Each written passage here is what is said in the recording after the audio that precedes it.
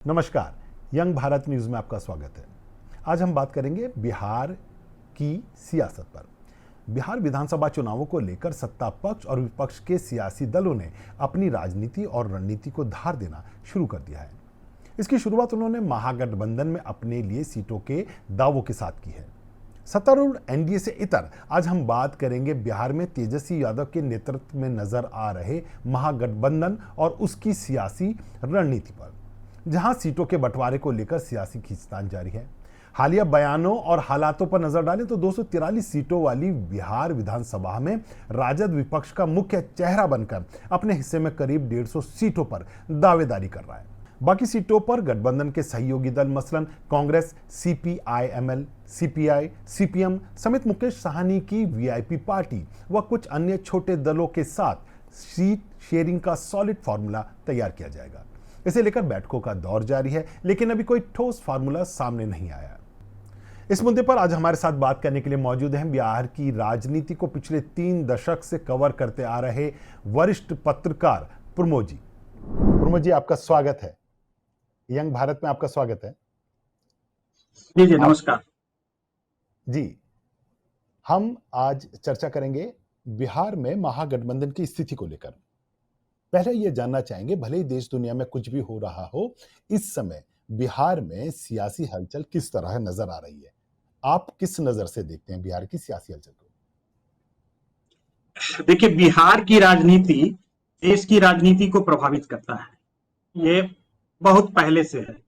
JP आंदोलन की उपज जब 1977 में जेपी आंदोलन की हुई और बिहार देश की राजनीति बदल गई। बिहार की राजनीति ने देश की राजनीति को बदला। तो बिहार की राजनीति जो अभी 2025 में विधानसभा चुनाव को लेके है, उसको लेके पूरी सरगर्मी है।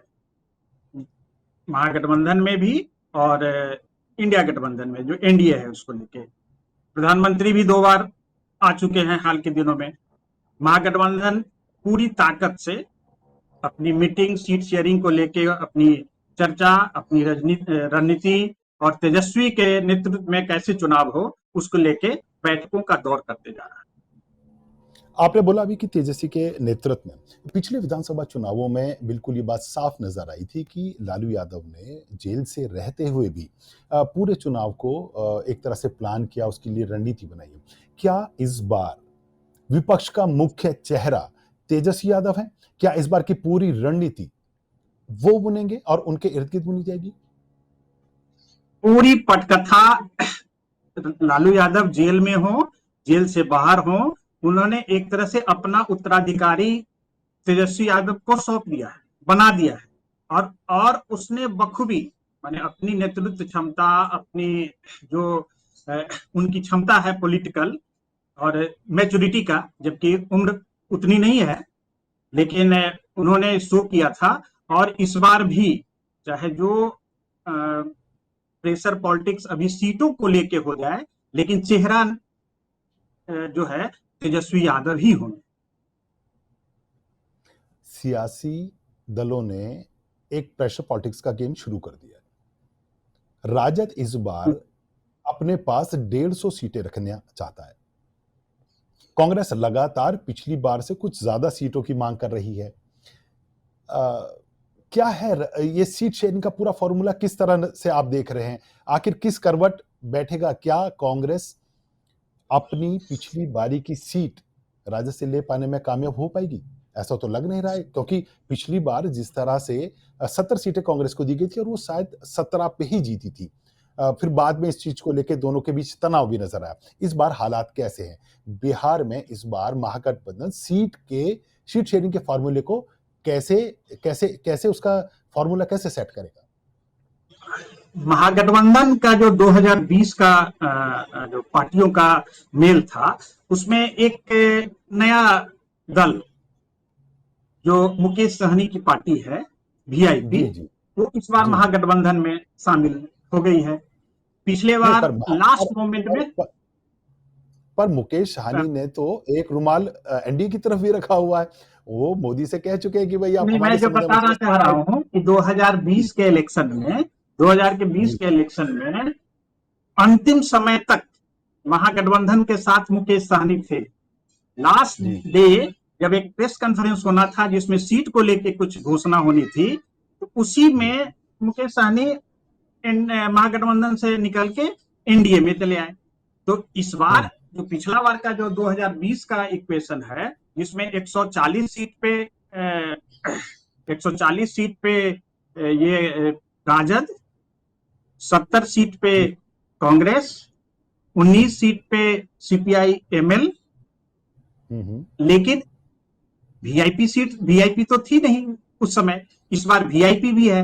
और वीआईपी का दो नारा है, मुझे डिप्टी सीएम पद भी चाहिए और कम से कम 20-25 सीट चाहिए या ज्यादा मिल जाए। और ये जो कांग्रेस को जो 70 सीट है, राजद अपनी जमीन जो उसकी मजबूत जमीन है 140 सीट की या 135 सीट की जो भी है, वो छोड़ेगी नहीं। और 70 सीट में 19 सीट, मात्र 19 सीट कांग्रेस जीत पाई थी। तो स्ट्राइकिंग रेट कांग्रेस का बहुत कम था।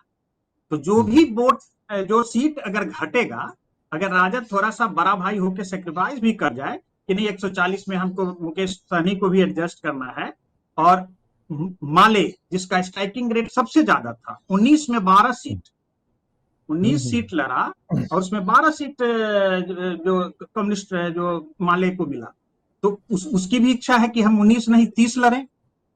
उसके साथ दो दल और भी है, सीपीआई और सीपीएम। सीपीएम। तो ये एडजस्टमेंट जो भी होगा, या तो राजद अपना 10 सीट कम करेगा और कम से कम 20 से 25 सीट कांग्रेस का कम होगा। कांग्रेस 70 नहीं, उसको 50 सीट भी मिल जाए, 45 सीट भी मिल जाए, अपने प्रेशर पॉलिटिक्स के लिए सारा खेल रहा है। लेकिन मुकेश सहनी को ही तो एडजस्ट करेंगे। मुकेश सहनी डबल गेम खेल रहे हैं। मुकेश सहनी ने एक नारा दिया कि मुझे मछुआरा आयोग नहीं, मछुआरा का आरक्षण चाहिए। और जिस दिन नरेंद्र मोदी मछुआरा आरक्षण की घोषणा कर देंगे, मैं अपना सर कटा लूंगा, मैं अपनी जान दे दूंगा। तो इसका मतलब कि जी। वो प्रेशर जो पॉलिटिक्स है वो एनडीए की तरफ भी रखे हुए हैं। झुकाव रखते हैं लेकिन जी। हाँ, उन्होंने कहा ना कि हमको डिप्टी सीएम पद चाहिए। जी। अगर महागठबंधन की सरकार बनेगी तो मुझे डिप्टी सीएम का पद चाहिए, और सीट तो चाहिए कम से कम 20-25। पिछला बार भी जब महागठबंधन से छिटक के एनडीए में चले गए थे, तो उनको 11 सीट मिली थी, 4 सीट जीते, अपना सीट भी हार गए। लेकिन 4 सीट में सभी फिर बाद में जो वीआईपी के पार्टी के सभी एमएलए भाजपा में ज्वाइन कर लिए। तो ये सारा खेल जो है, माने अभी जो महागठबंधन का खेल है, उसमें मुकेश सहनी को एडजस्ट करना है। पिछले बार मुकेश सहनी उनके साथ नहीं थे। क्या और क्या केवल पॉलिटिकल, क्या सर? क्या केवल मुकेश सैनी ही हैं या राजद कांग्रेस को भी एडजस्ट करने के मूड में है? क्योंकि अभी पीछे कई दौर की बैठकें हो चुकी हैं और सीट शेयरिंग का फॉर्मूला दोनों के बीच बनता नजर नहीं आ रहा है। खड़गे कांग्रेस के अध्यक्ष हो गए, राहुल गांधी हो गए। की ग्राउंड रियलिटी है कि राजद ही बड़ा भाई है, और कांग्रेस चाहे जितना उछल कूद करे, उसने पार्टी को अध्यक्ष को बदल दिया है और प्रभारी को बदल दिया है, और राहुल गांधी भी बार बार आ रहे हैं। लेकिन ये सारा एमवाई समीकरण जो राजद का मेन वोट बैंक है, राजद को शिकायत कांग्रेस से क्या थी कि हमने आपको 70 सीट पिछली बार दिया और आप 19 सीट ही जीते, 19 सीट यानी जीता है। बहुत कम। अगर उस समय ठीक से अगर कांग्रेस का परफॉर्मेंस होता तो मात्र तो 10 सीट ही था ना कम। 112 सीट तो लगभग सरकार महागठबंधन बदल जीत जाती ही उस चुका टाइम था। पे। बस जी जी अगर कांग्रेस कांग्रेस का प्रदर्शन बेहतर होता तो संभवतः इस बार राजद जो होता वो बहुत प्रबल स्थिति में पहुंचा हुआ जी जी होता। जी जी जी जी। तो क्या क्या क्या कयास लगाए जा रहे हैं? कांग्रेस तो अड़ी हुई है कि 70 सीटों पे उन्हें चाहिए और मेरे को नहीं लगता है कि ये 35-40 से ऊपर राजद कांग्रेस को देने के मूड में है। तो क्या सर राहुल आप गांधी जान की लीजिए 40 से 45 सीट से ज्यादा कांग्रेस को नहीं मिलेगा।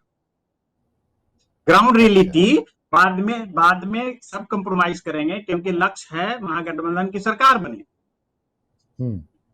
रेस्ट ये तो अगर चाहेंगे तो एनडीए भी तो तैयार ही है मुकेश सहनी को तोड़ने के लिए, माने कमजोर करने के लिए महागठबंधन। नहीं, अगर अगर अगर महागठबंधन को कमजोर करने की बात ही आ रही है तो उसमें तो फिर ओबीसी फैक्टर भी खड़ा है बिहार में। तो बिहार में पिछली बार की तरह क्या फिर से ओबीसी फैक्टर महागठबंधन को डेंट मारेगा? नहीं नहीं, ओबीसी फैक्टर देखिए, मैंने बिहार का जो लीडरशिप है, चाहे एनडीए का हो या महागठबंधन का है, बैकवर्ड पॉलिटिक्स ही होगा।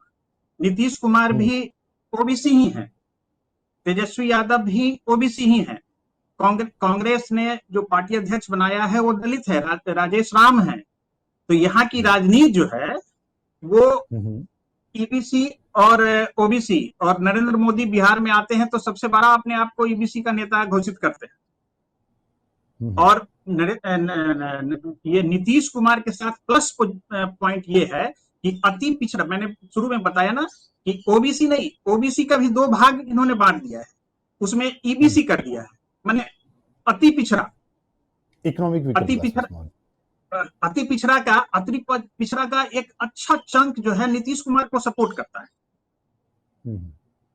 और पूरा मिथिलांचल, और जो मिथिलांचल का इलाका है और ये जो सारण का इलाका है, उसका जो अति पिछड़ा का जो वोट बैंक है, वो सारा का सारा नीतीश कुमार का साइलेंट वोटर है।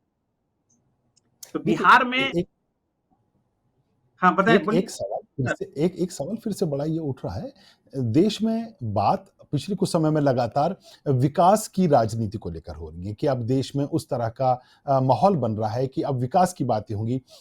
जब ये चुनाव आते हैं तो यूपी और बिहार जैसे इन राज्यों में जातिगत समीकरण हावी हो जाते हैं। सभी राजनीतिक दल जातिगत आधार पर अपने वोट शेयरिंग, अपनी वोट बैंक और अपनी राजनीति को देना शुरू कर देते हैं। आखिर क्या बिहार का इससे विकास हो पाएगा? नहीं देखिए, वो थ्योरेटिकली सवाल तो बहुत सही है, जात पे राजनीति नहीं होनी चाहिए, विकास को देना चाहिए, लेकिन ये ग्राउंड रियलिटी भी बिहार की समझिए, या हमको लगता है देश के अन्य क्षेत्रों में भी उसका नाम अलग हो, जाति एक बहुत बड़ी सच्चाई है। आप बिहार की राजनीति में, और एमवाई समीकरण जो लालू ने एक आवाज पिछड़ों को दी, मैंने उसको मैंने क्या बोले, सोशल जस्टिस के नाम पे उसको लेके गजब का गठबंधन है ये। चाहे मैं व्यक्तिगत देख रहा हूं, प्रशांत किशोर भी एक नई पार्टी और नई सोच, नई उम्मीद लेके आए, काफी भीड़ भी हो रही है। पटना में वो मीटिंग करते हैं, बहुत सफल उनकी भीड़ होती है, जिलों में करते हैं, लेकिन क्या वो इतना वोट आएगा कि उनको सीट में बदल जाएगा? नहीं आएगा। अंत में यहाँ जात पात जात ही रहेगा। पिछले इलेक्शन का ही मैं लोकसभा का की बात करूं, सारा इक्वेशन धरा का धरा रह गया। बीजेपी ने, राजद ने, लालू जी ने अपना एकदम कुशवाहा कार्ड ऐसा खेला कि शाहाबाद रीजन में जहां पे कभी कुशवाहा और कोई नहीं जीतता था, वहां कुशवाहा जीत गया और भाजपा की बड़ी हार हुई। तो कास्ट तो रियलिटी है, होना नहीं चाहिए, लेकिन ग्राउंड रियलिटी है कि बिहार की सच्चाई है, लोग जात पे वोट देते हैं और कास्ट। तो ये बात तय रही कि एक बार फिर से बिहार में एमवाई फैक्टर ही राजनीति की केंद्र की धुरी में रहेगा। क्या ये बात सही है? मुस्लिम और यादव। जी सर। चलिए, बिहार चुनाव की अगर बात करें तो एक फैक्टर अभी पिछले दिनों एक घटनाक्रम हुआ, लालू परिवार की बात हो रही है, तेज प्रताप यादव की।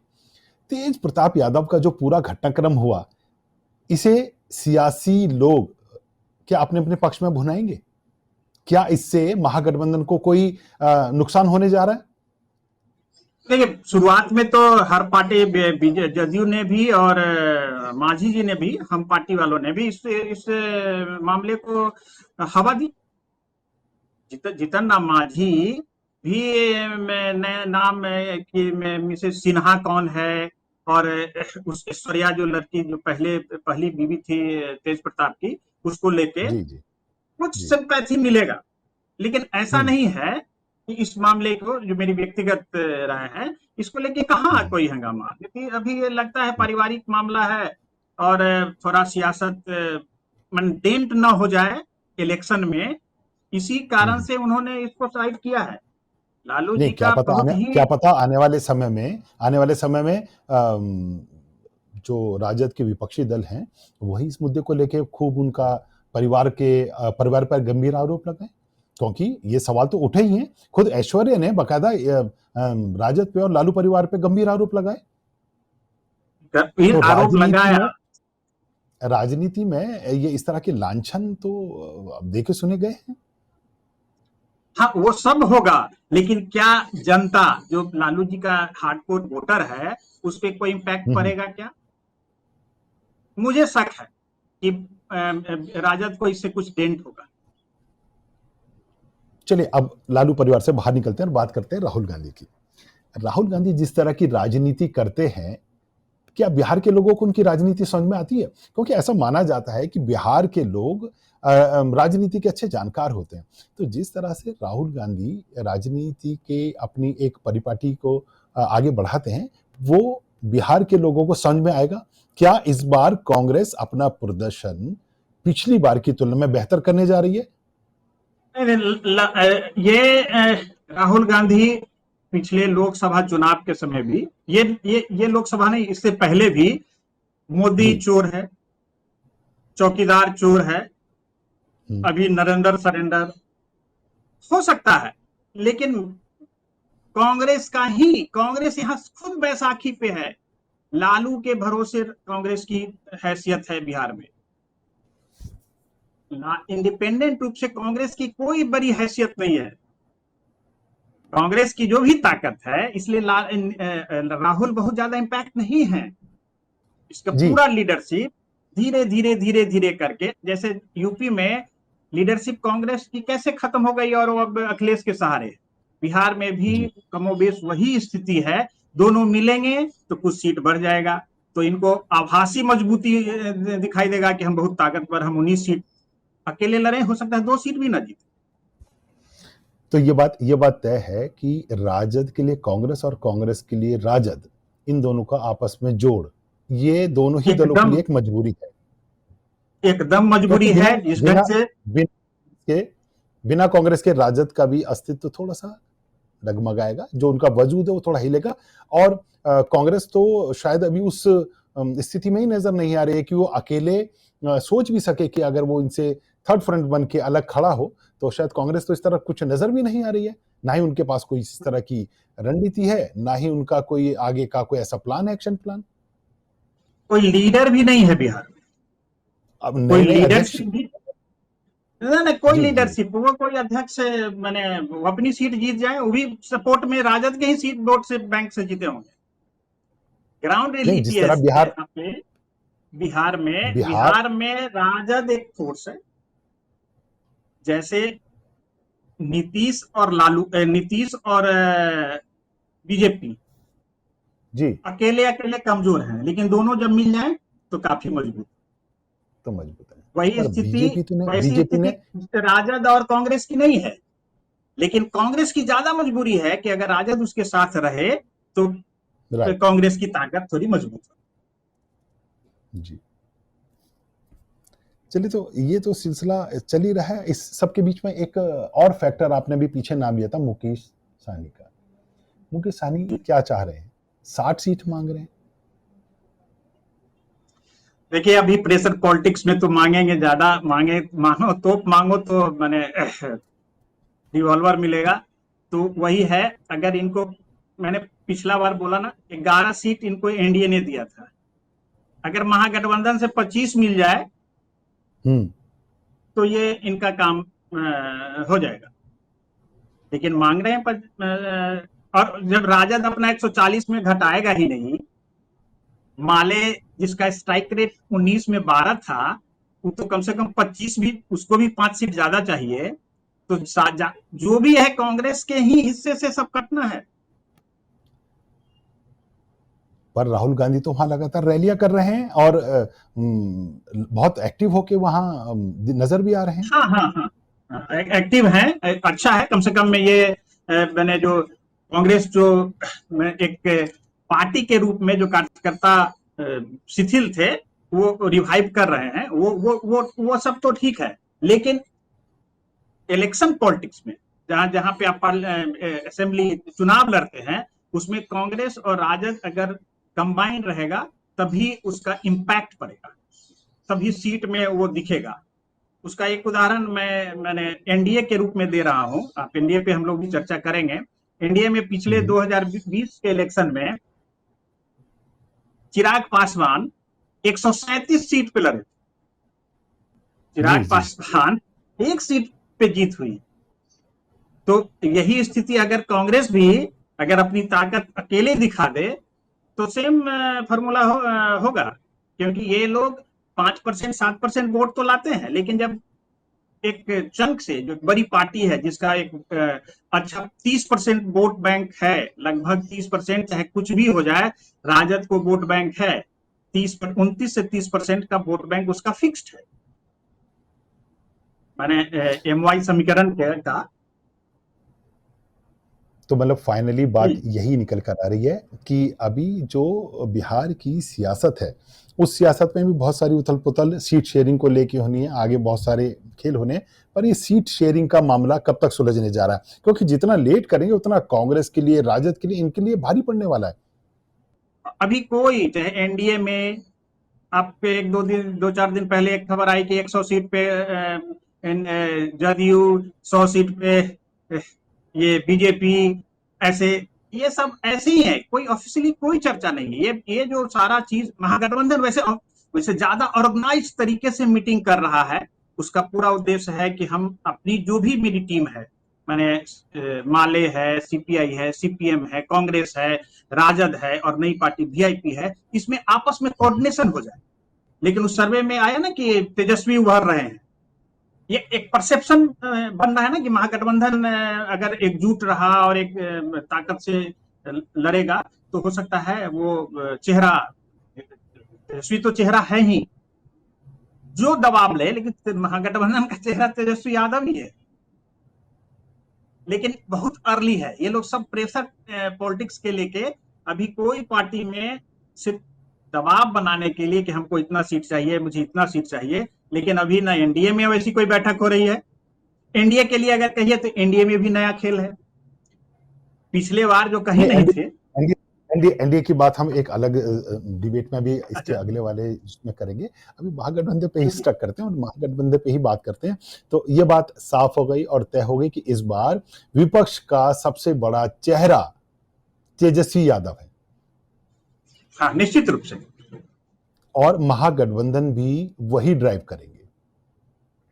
हाँ फाइनली वही ड्राइव करेगा। वैसे अभी आपको लगेगा कि नहीं, कांग्रेस सीएम चेहरे पे राजी नहीं है, वो इलेक्शन के बाद, रिजल्ट के बाद घोषित करेंगे, लेकिन पब्लिक और जो मेजर दल है जिसको 75 सीट एमएलए का पिछले इलेक्शन में जीता हो, उसका लीडर नहीं जी। होगा तो किसका लीडर होगा?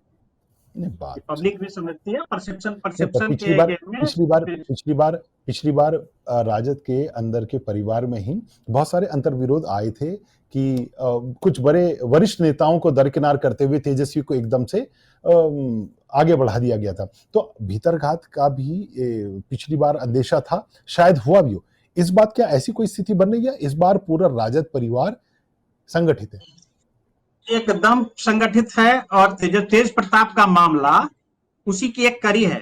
तेज प्रताप को अगर साइड कर दिया है 6 साल के लिए, पूरी इस इलेक्शन के फ्रेम से बाहर किया, और ऐसी चर्चा है जो सोशल मीडिया पे भी, और ये कि इस बार सिर्फ और सिर्फ तेजस्वी यादव ही एमएलए का इलेक्शन लड़ेंगे, राजद परिवार से और कोई नहीं मैंने विधानसभा का चुनाव लड़ेगा।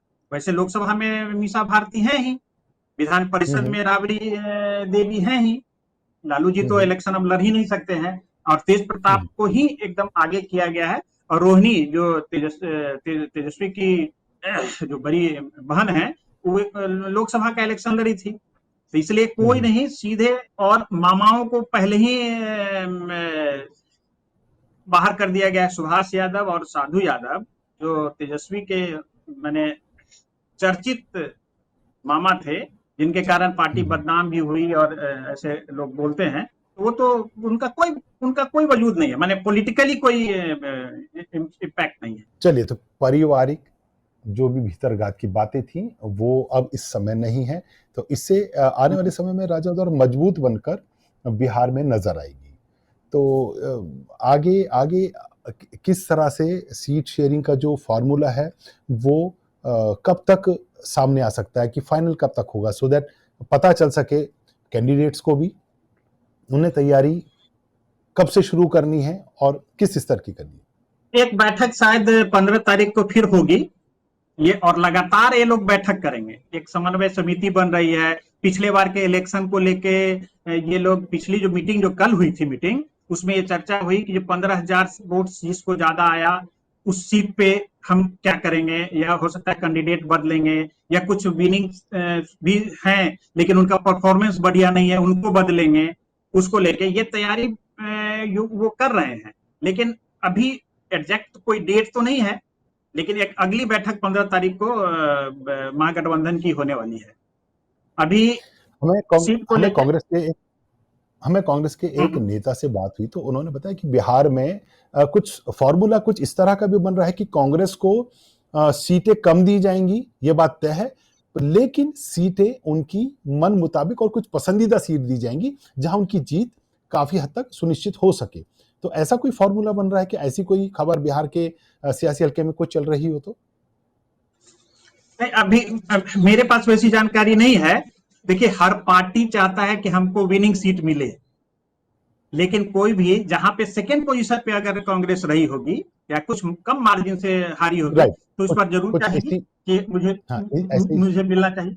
जी जी, ये तय है तो कि आज 70 सीट कांग्रेस को नहीं मिलेगा। माने जो, क्योंकि मुकेश सहनी की ताकत बढ़ी है। मुकेश सहनी मछुआरा कम्युनिटी में उनकी ताकत है और उनके फॉलोअर भी हैं, और इसी कारण से पिछला बार 4 सीट भी जीते थे, वीआईपी की 4 सीटें आई थी।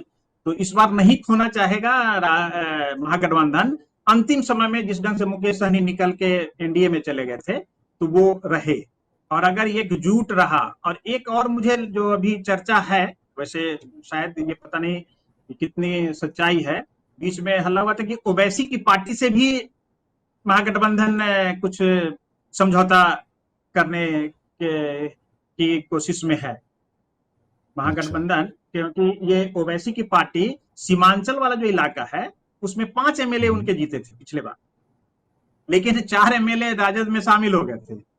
तो ये तो काफी नाराज ओवैसी जी थे। लेकिन फिर पता नहीं, अगर मैंने मुस्लिम एकीकरण और मैंने नरेंद्र मोदी के खिलाफ, मैंने एनडीए के खिलाफ, अगर ये के कारण हो सकता है समझौता हो जाए। अगर ऐसा होगा तो कांग्रेस को ये अच्छा नहीं लगेगा, क्योंकि कांग्रेस का जो मुस्लिम वोट बैंक में तो कांग्रेस का भी मेजर से है कि मेरी दखल है, राजद को भी है कि मेरा ही है। लेकिन ओवैसी को अगर छूट मिल जाएगा तो ओवैसी का तो और विस्तार हो जाएगा। बिहार में महागठबंधन की राजनीति और रणनीति पर हमारे साथ बात करने के लिए प्रमोद जी आपका बहुत बहुत शुक्रिया। बिहार की सियासत में महागठबंधन की राजनीति और रणनीति पर आज इतना ही। अगली कड़ी में हम बात करेंगे बिहार में एनडीए गठबंधन की चुनौतियों पर। जुड़े रहें हमारे साथ, हम हैं यंग भारत।